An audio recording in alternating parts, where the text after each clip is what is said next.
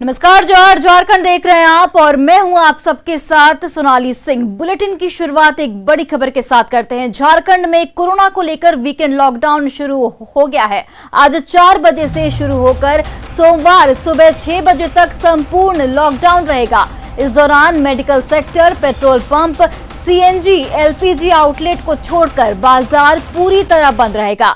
Lockdown मुख्य रूप से रविवार को रहेगा, क्योंकि सरकार के नए आदेश के मुताबिक मेडिकल सेक्टर को छोड़कर सभी दुकानें शाम 4 बजे के बाद बंद हो जाती हैं, यानी रविवार को सभी दुकानें बंद रहेंगी। इसके बाद सोमवार सुबह 6 बजे से बाजार खुल जाएगा।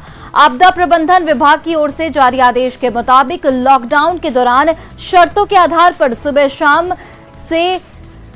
6 से शाम 4 बजे तक मूवमेंट हो सकेगा। में शाम 4 बजते ही किस तरह दुकानें बंद होने लगी है आप देख सकते हैं कि हम इस समय खड़े हैं राजधानी रांची के अलवट्टे चौक पर और मेरे पीछे है शराब की दुकान।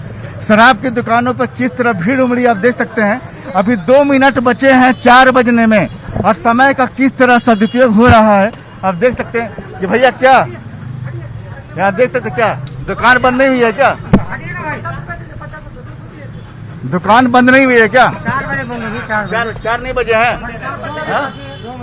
2 मिनट बचे हैं। 2 मिनट का किस तरह इस्तेमाल हो रहा है। 4 बजने में 2 मिनट बचे हैं और आप देख सकते हैं कि यहाँ पर शराब बेचने का जो यहाँ पर जो दौर है काफी तेजी से चल रहा है और कस्टमर यहाँ पर खड़े हैं। क्या भैया क्या शराब मिली आपको? भैया इधर आप देख सकते हैं कि लोग सीधे लेकर शराब भाग रहे हैं घर में। क्या शराब मिल गई? देखिए इनका कोटा पूरा हो गया, ये लेकर जा रहे हैं और जैसे यहाँ भीड़ लगी है सिर्फ 4 बजे तक दुकान खुलेगी और सेकंड तक का इस्तेमाल हो रहा है। देखते देखते यहाँ पर दुकान बंद हो गई आप देख सकते हैं। और सबसे बड़ी बात यह है कि शराब ये मैखाना है, मैखाने के ठीक बगल में दवाखाना है। दवाखाना में भी लोगों की भीड़ उतनी ज्यादा नहीं है जितनी शराब खाने के पर है। और यहाँ पर देखिए एक ऐसे भी शख्स हैं जिनको शराब नहीं मिली है काफी देर से। क्या भैया नहीं मिली क्या? लेकिन उनको नहीं मिली। 4 बज गए। यहाँ पर जो धीरे धीरे तमाम दुकानें अलवट्टे चौक पर अब शाम 4 बजे बंद चुके हैं, बंद हो रही है और देख रहे हैं कि दुकान बंद करने की तैयारी चल रही है। यहाँ पर सिर्फ दवा दुकानें खुले रहेंगे और सबसे बड़ी बात यह है कि शनिवार शाम 4 बजे से सोमवार की सुबह 6 बजे तक संपूर्ण लॉकडाउन रहेगा। लिहाजा जो दुकानें बंद रहेगी आज शाम से कल रविवार तक, तो लोग आज ही खरीदारी कर लेना चाहते हैं। क्या भैया दुकान बंद हो रही है? हाँ, दुकान तो बंद कर रहे हैं, टाइम हो गया बंद कर रहे हैं। तो सीधे दुकान कब खुलेगी? सोमवार सुबह 6 बजे के बाद है ना। आप देख सकते हैं कि हम आपको दिखला रहे हैं रिफ्यूजी मार्केट जो कपड़े की दुकान है तेजी से बंद हो रही है। तमाम दुकानें लगभग बंद हो चुकी हैं और आप देख सकते हैं कि जैसे जैसे यहाँ पर 4 बजने के बाद यहाँ पर जो पेट्रोलिंग पार्टी है यहाँ मूव करना शुरू करेगी। जो दुकान नहीं खुले रहेंगे, जो दुकान उस समय तक खुले रहेंगे 4 बजे के बाद उस पर कार्रवाई होगी और शाम 4 बजे के बाद जो अभी दुकानें बंद हो रही है अब सीधे दुकानें सोमवार 6 बजे को खुलेंगी। कैमरामैन संत के साथ संजय कुमार सिन्हा, न्यूज़ 18 रांची। और हमारे साथ रांची के 2 अलग अलग जगहों से हमारे सहयोगी संजय सिन्हा और अविनाश जुड़ चुके हैं। संजय, सबसे पहले मैं आपके पास आना चाहूंगी कि आप सबसे पहले तो ये बताइए कि क्या कुछ देखने को मिल रहा है। चूंकि आज वीकेंड लॉकडाउन की शुरुआत है तो लोग कितने सजग दिख रहे हैं और पुलिस प्रशासन कितना मुस्तैद दिख रहा है? बिल्कुल सोनाली, हम इस समय खड़े हैं रांची के अलवट्टे चौक पर जो कि मुख्य चौराहा है। आप देख सकते हैं कि तमाम दुकानें बंद हो चुकी है अलवट्टे चौक की। अब जो मूवमेंट है वो सड़कों पर है। दुकान के बंद होने के बाद यहाँ पर जो पेट्रोलिंग पार्टी पुलिस जवानों की है यहाँ पर अलवट्टे चौक पर मौजूद है और यहाँ पर जो भी गाड़ियाँ गुजर रही हैं सब घर की ओर रवाना हो रही हैं। और जितनी भी दुकानें हैं शाम 4 बजे तक जो है सभी दुकान एक तेजी जो होती है कि आज कल संपूर्ण लॉकडाउन है तो कारोबारी चाहते थे कि 4 बजे तक का पूरा इस्तेमाल किया जाए। लिहाजा 4 बजे तक दुकानें खुली रहीं। अब दुकानें जो है सोमवार सुबह 6 बजे खुलेंगी, संपूर्ण लॉकडाउन रहेगा और इस दवा दुकानें खुले रहेगी। तो एक कारोबारियों का जो अपना दर्द होता है उन्होंने बयां किया कि वास्तव में दोपहर 2 बजे के बाद से जो उन्हें 2 घंटा बढ़ाया गया शाम 4 बजे तक उन्हें राहत मिली है। चूँकि गर्मी का समय है थोड़ा सा एक राहत मिलता है, शाम में लोग खरीदारी करने के लिए निकलते हैं। और इस समय आपको हम सीधे दिखाना चाहेंगे वहाँ पर कि यहाँ पर किस तरह यहाँ पेट्रोलिंग पार्टी यहाँ पर मौजूद है। खासकर जो लोग नियमों की अवहेलना करेंगे, सरकारी गाइडलाइंस की अवहेलना करेंगे, उससे निपटने के लिए यहाँ पर पूरी पुलिस टीम मौजूद है। हम उनसे बात करें कि वास्तव में एक सुबह से यह कर सकते हैं कि आज कल से चूंकि लॉकडाउन था, सड़कों पर भीड़ थी, खरीदारी करनी थी लोगों को, तो पूरा हुजूम उमड़ा था। सर, आप लोग यहाँ पर हैं, अब शाम 4 बज गए, अब क्या मतलब कि क्या पेट्रोलिंग पार्टी यहाँ मौजूद है? सब कुछ ये सारी दुकानें गाइडलाइन के अनुसार सिर्फ दवा दुकान को छोड़कर, मेडिकल फैसिलिटी वाले को छोड़कर सभी दुकानें बंद करा दी गई है और ये कल परसों सुबह 6 बजे तक बंद रहेंगी। अगर कोई दुकानें ऐसे में खुली रहती हैं तो फिर क्या कार्रवाई होगी उन पर? उनके ऊपर कार्रवाई होगी, प्राथमिकी दर्ज करके जो भी आपसे कानूनी कार्रवाई है उनके ऊपर कार्रवाई की जाएगी। बिल्कुल, पुलिस टीम मुस्तैद है यहाँ पर, और यहाँ पर बाकायदा यहाँ पर आप देखेंगे कि यहाँ पर एक जो वाहन है, वाहन भी मौजूद है। वाहन में पुलिस जवान यहाँ पर काफ़ी संख्या में मौजूद है, क्योंकि ये मुख्य चौराहा है अलवट्टे का चौक।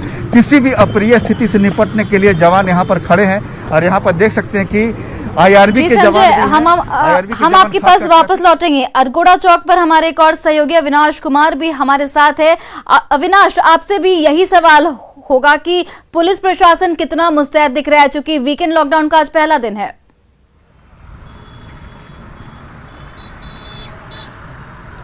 नहीं, आपने वाजिब सवाल पूछा है और पुलिस की बहुत बड़ी भूमिका है, न सिर्फ राजधानी रांची बल्कि अगर हम पूरे झारखंड के अलग अलग ज़िलों की भी बात करें, क्योंकि सरकार ने लॉकडाउन की तो घोषणा कर दी है, लेकिन इसे सफल बनाने में सबसे बड़ी भूमिका ऐसे ही पुलिस के जवानों की होगी।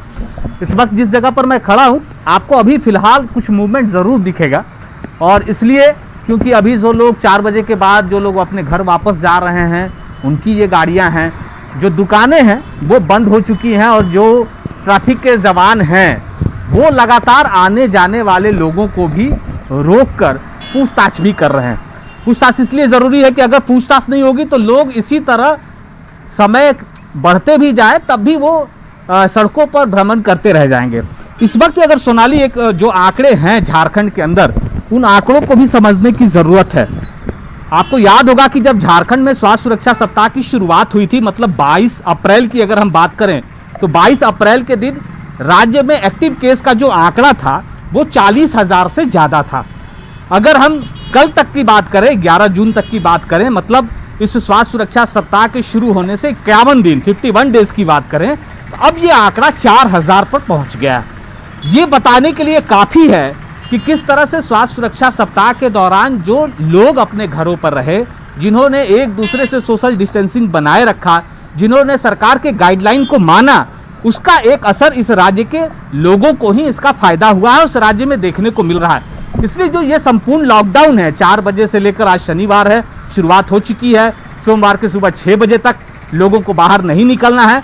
आम लोगों की एक बहुत बड़ी भूमिका होगी, क्योंकि इस आंकड़े को अगर इसी तरह झारखंड के अंदर बनाए रखना है तब आपको सहयोग करना होगा। और जो सरकार ने जो गाइडलाइन जारी किए हैं, पूर्ण लॉकडाउन की जो बात कही है, सिर्फ आपको मेडिकल की दुकानें खुली रहेंगी, पेट्रोल पंप खुले रहेंगे, आपको उसी का उपयोग करना है, वो भी बहुत ज़रूरी हो तो।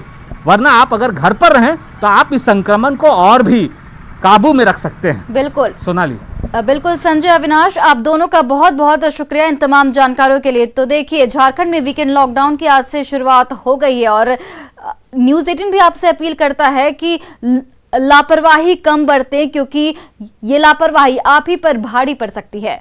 तो चलिए रुक करते हैं दूसरी खबर की ओर। एक बार फिर रिम्स में बड़ी लापरवाही उजागर हुई है। रिम्स परिसर में ही कोरोना वार्ड में इस्तेमाल किए गए तमाम बेड को फेंक दिया गया है। इसमें कई बेड ऐसे हैं जो बिल्कुल नए जैसे दिखते हैं और उनका इस्तेमाल आगे भी किया जा सकता है, लेकिन नियमों को ताक पर रखकर पुराने बेड को हटाकर मेडिसिन, सर्जरी और ऑर्थो वार्ड समेत कई विभागों में पुराने की जगह नए बेड लगा दिए गए। जायजा लिया संवाददाता संजय कुमार सिन्हा ने। सूबे के सबसे बड़े सरकारी अस्पताल रिम्स में सरकारी संपत्तियों की बर्बादी किस तरह होती है आप देख सकते हैं। हम इस समय खड़े हैं रिम्स के ही परिसर में, जहां आप देख सकते हैं कि कोविड वार्ड से निकालकर तमाम बेड को यहां पर फेंक दिया गया है और रिम्स परिसर में ही फेंका गया है। इसमें कई बेड ऐसे हैं जो बिल्कुल नए हैं। आप देख सकते हैं इन तमाम बेड को फेंकने से पहले जो प्रक्रिया होती है उस प्रक्रिया को भी नहीं अपनाया गया है। दस्तूर यह है, नियम यह है कि फेंकने से पहले किसी भी सामान की कंडेम सूची बनती है और कंडेम सूची बनाकर उसके तमाम लिस्ट को पहले प्रबंधन को सौंपा जाता है और फिर बाकायदा इसकी ऑडिट होती है। लेकिन ऐसा कुछ भी नहीं हुआ। जैसे ही नई संपत्तियों और नए बेड की खरीद हुई रिम्स में, तमाम जो कोविड वार्ड थे अलग अलग मेडिसिन या सर्जरी विभाग में जहां नए बेड आए हैं, नए बेड आने के बाद पुराने बेड्स को इस तरह फेंक दिया गया। हम जाकर उन जगहों पर भी जाएंगे जहां नए बेड्स लगाए गए हैं। हम इस समय खड़े हैं रिम्स के आईसीयू वार्ड में, जहां आप देख सकते हैं कि नए बेड लगाए गए हैं। पुराने बेड को जिस तरह हटा दिया गया है मैदान में, और उसके बाद यहाँ नए बेड लगाए गए हैं। बिल्कुल चकाचक किया जा रहा है, साफ सफाई में लोग जुटे हैं। मैडम, यहाँ पर जो नए बेड लगाए गए, क्या कर रहे हैं आप लोग? सफाई कर रहे हैं। सफाई कर रहे हैं जी। MTS स्टाफ है। हाँ, जो नए बेड, नए पुराने बेड को कहाँ रहेगा? सर ये जो पुराने बेड को साइड करके न्यू बेड लगाया गया है, और हम सुपरवाइजर हुए, और मेरा अंडर में 29 मेडिसिन के सुपरवाइजर हुए। मेरा अंडर में 29 जो काम कर रहे हैं MTS काम कर रहे हैं। बेड को साइड किया गया, मतलब क्या किया गया? पुराने बेड का, पुराने बेड को हटा दिया गया, न्यू बेड हटाकर कहाँ ले जाएंगे? हटा के यहीं पे साइड कर दिया गया है। तो उसे फेंक दिया गया? हाँ, साइड रखा गया है। रखा गया है। फिर क्या किया जाएगा उसका? उसका बाद देखिए, उसका बाद फिर रिटर्न होता है ना, तो रिटर्न होगा। अच्छा, यहाँ के अलावा कहाँ कहाँ नए बेड लगाए गए हैं? यहाँ के अलावा पूरा मेडिसिन, सर्जरी, ऑर्थो, हर एक जगह न्यू बेड लगाया गया है। और ट्रामा सेंटर तरफ तो पहले से ही न्यू बेड थे। और मेरा अंडर में 29 जो काम कर रहा है। देख सकते हैं कि यहाँ पर जो है एक और आईसीयू, स्टेप डाउन आईसीयू है। यहाँ भी नए बेड लगाए गए हैं, और बिल्कुल पुराने बेड को हटाने के बाद, इस किस कंपनी के बेड हैं? इस कंपनी का आइडिया मेरे को नहीं है सर। कहाँ से बेड आया है? वो आइडिया नहीं है सर मेरे आइडिया को। नहीं। अच्छा, लाकर कितने बेड आए हैं, इसकी जानकारी तो होगी? इसके लगभग ये जानकारी मेरे को नहीं है सर। आपको जानकारी? तो काफी ज्यादा यहाँ पर बेड आ गए हैं। तमाम वार्डों की जो जानकारी सुपरवाइजर साहब ने दी कि तमाम वार्डों में नए बेड लगाए गए हैं, गोदाम में बेड रखे गए हैं। और आप समझ सकते हैं कि बहुत सारे ऐसे बेड जो बिल्कुल नई अवस्था में थे, नए थे, उन्हें भी किनारे कर दिया गया है। और बिल्कुल एक तरीके से कह सकते हैं कि एक नए लुक देने की कोशिश। हाँ, क्या बता रही मैडम? पूरा बेड नया लगा, चेंज हुआ है।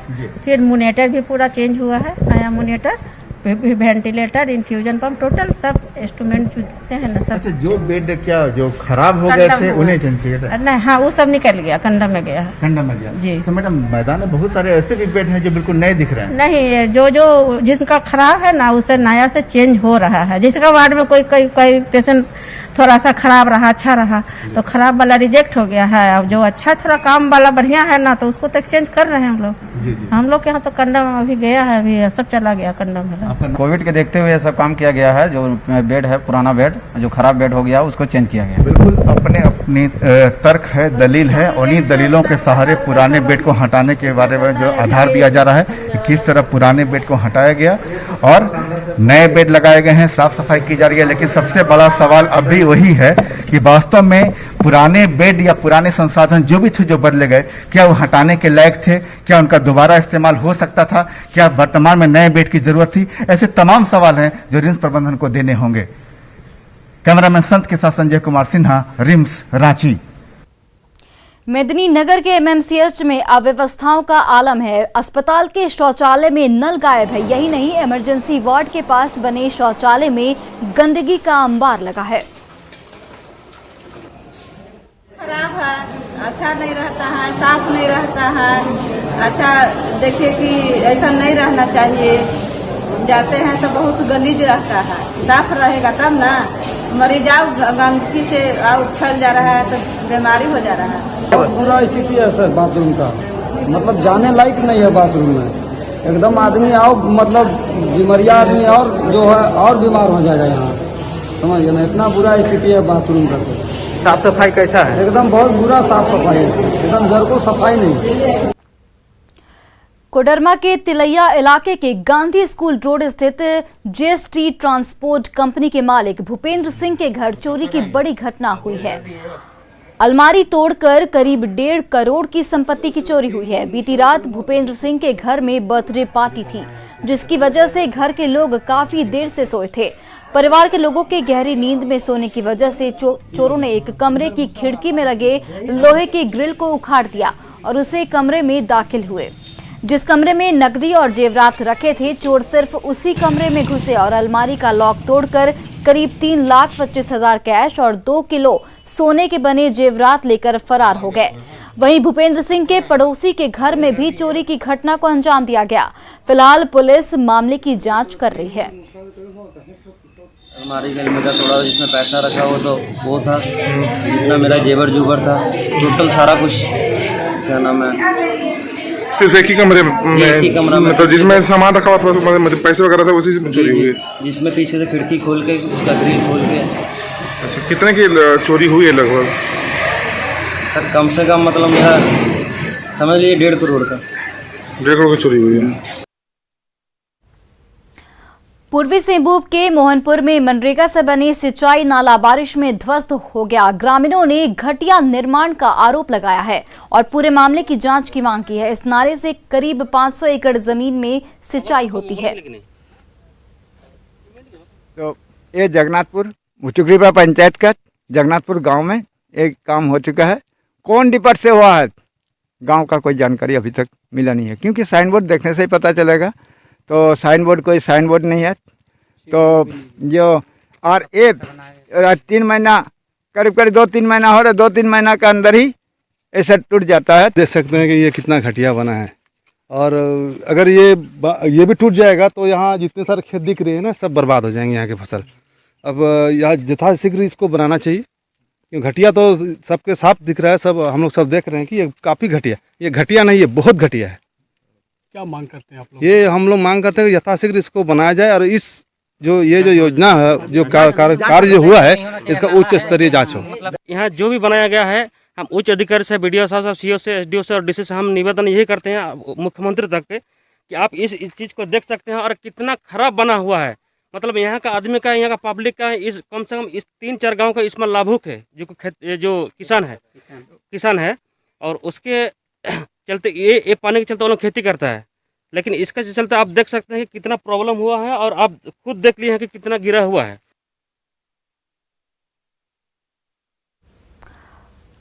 पूर्णिया के रास्ते आज बिहार में मानसून दस्तक दे दिया है। आज सुबह से ही कई जगहों पर रुक रुक कर हल्की बूंदाबांदी हो रही है।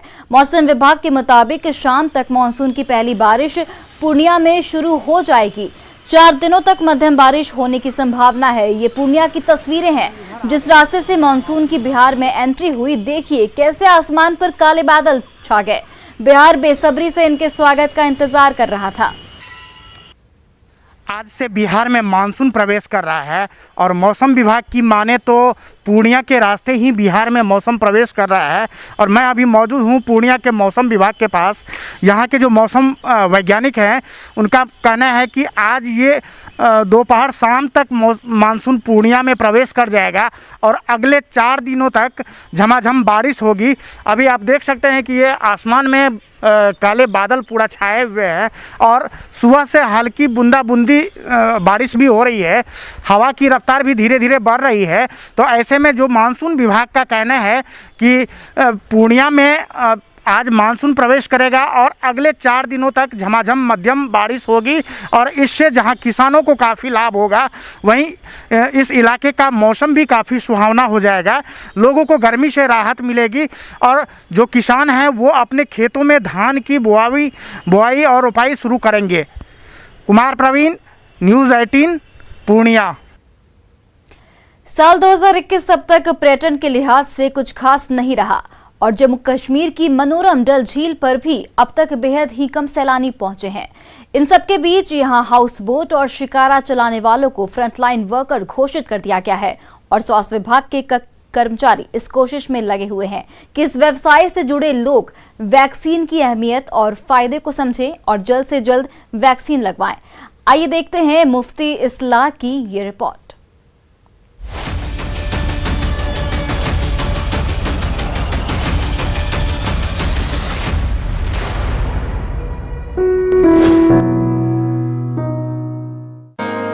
श्रीनगर की मनोरम डल झील से सटे इलाके में स्वास्थ्य कर्मी घर घर पहुंच रहे हैं और कोरोना से सुरक्षा कवच यानी टीकाकरण को लेकर जागरूकता अभियान चला रहे हैं। यहां सिर्फ लोगों को वैक्सीन की खुराक ही नहीं दी जा रही, बल्कि हाउस बोट और शिकारा चलाने वाले लोगों को टीकाकरण के फायदे के बारे में भी बताया जा रहा है। तो जो लोग जुड़े हैं टूरिज्म इंडस्ट्री के साथ वो अपने आप को ये वैक्सीन जरूर लगवाएं। डोर टू डोर जाते हैं और देखते हैं किसी को वैक्सीनेशन किया कि नहीं किया है, और हम लोगों को ये कन्वे करते हैं कि वो आ जाए और वैक्सीन करे, क्योंकि इसमें कोई खतरा नहीं है। कम से कम 200-300 किया। तो लोगों का अभी अब रुझान अब ठीक है? हाँ, अब इस वक्त ठीक है। इस वक्त स्वास्थ्य विभाग का कहना है कि झील के आसपास रहने वाले कुल 10,000 लोगों में से 50% से ज्यादा लोगों को वैक्सीन की पहली खुराक मिल चुकी है, जिनमें 18 वर्ष और 45 वर्ष से ज्यादा उम्र के लोग शामिल हैं। यहाँ पर्यटन से जुड़ा व्यवसाय जैसे हाउस बोट और शिकारा चलाने वाले लोगों को फ्रंटलाइन वर्कर घोषित किया गया है। आज हमने उनको डायरेक्ट अपील करी है और मुझे पूरी उम्मीद है कि आपके जरिए से मैं दोबारा उनको अपील करता हूँ कि वो ज़्यादा से ज़्यादा आकर के हमें ये इंश्योर करें कि 100% जो वैक्सीनेशन सारे लोगों की हो। जनवरी से अब तक जम्मू कश्मीर में वैक्सीन की 32 लाख से ज्यादा खुराक दी जा चुकी है। ये आंकड़ा यहाँ की कुल आबादी का लगभग 25% है। इस इलाके पर कोरोना की दूसरी लहर का सबसे ज्यादा असर पड़ा है। 3 महीने से भी कम वक्त में यहाँ लगभग 2000 लोगों ने अपनी जान गंवा दी। कोरोना की पहली लहर में भी इस महामारी से जान गंवाने वालों की संख्या लगभग इतनी ही थी। ऐसे में स्वास्थ्य अधिकारियों की कोशिश यही है कि यहाँ सभी का टीकाकरण हो, क्योंकि वैक्सीन का सुरक्षा कवच ही इस महामारी को हराने का एकमात्र तरीका है। ओपन एयर वैक्सीनेशन एक पहल है, एक निश्चय है हेल्थ वर्कर्स की कि ये वैक्सीन हर जगह, हर टारगेट एज ग्रुप तक वैक्सीन पहुँचाए, और ये दर्शाता है हेल्थ वर्कर्स के इरादे, इनका निश्चय कि सब लोग कोविड के खिलाफ वैक्सीनेशन करें। श्रीनगर से मैं मुफ्ती इस्लाम।